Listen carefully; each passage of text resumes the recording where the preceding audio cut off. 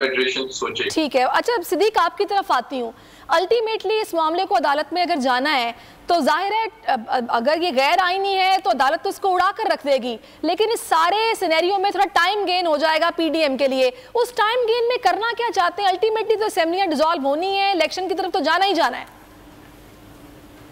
देखिए, ये जितना टाइम इसमें लग रहा है, जितना अदम इस्तेकाम बढ़ेगा, गैर यकीनी की सूरत बढ़ेगी, उसका नुकसान पाकिस्तान को होगा, उसका नुकसान पाकिस्तान के अवाम को होगा, पाकिस्तान के इदारों को होगा। इनको फ़ायदा होगा क्योंकि जब तक ये हुकूमत इनकी रहेगी, क्योंकि आज आपने देखा जिस तरह से शहबाज शरीफ साहब के जो दामाद हैं उनको भी आज ज़मानत मिल गई है, और कि जनाब आप जाएं 14 दिन तक आपको कोई गिरफ्तार नहीं कर सकता। कुछ केसेस रह गए हैं गिने चुने, बाकी 90% केसेस जो हैं वो तो ख़त्म हो गए हैं, 10% रहते हैं।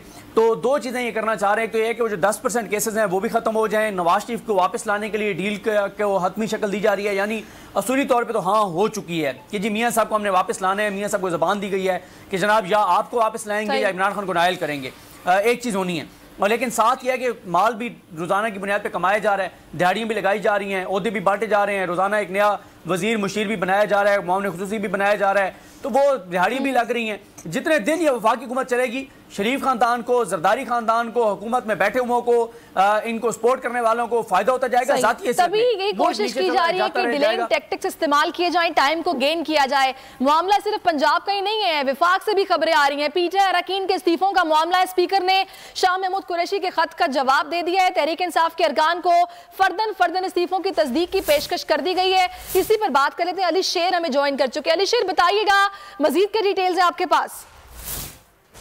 जी बिल्कुल, स्पीकर कौमी असम्बली राजा परवेज अशरफ ने शाह महमूद कुरैशी की तरफ से जो खत लिखा गया था पीटीआई अरकान के लिए वक्त देने का कि वो इस्तीफों की तस्दीक कर सकें, उस खत का जवाब दे दिया है और उसमें पेशकश की है कि अरकान जो है वो फर्दन इस्तीफों की तस्दीक के लिए आ सकते हैं, लेकिन उनको कोई तारीख नहीं दी गई है कि किन तारीखों को जो है वो आए। ये खत जो है उसमें इस्लामाबाद हाई कोर्ट और रूल्स का हवाला दिया गया और ये भी कहा गया है कि स्पीकर ने 6 से 10 जून तक अरकान को इस्तीफों के लिए बुलाया था, लेकिन किसी भी रुकन ने आके इस्तीफों की तस्दीक नहीं की। इस खत में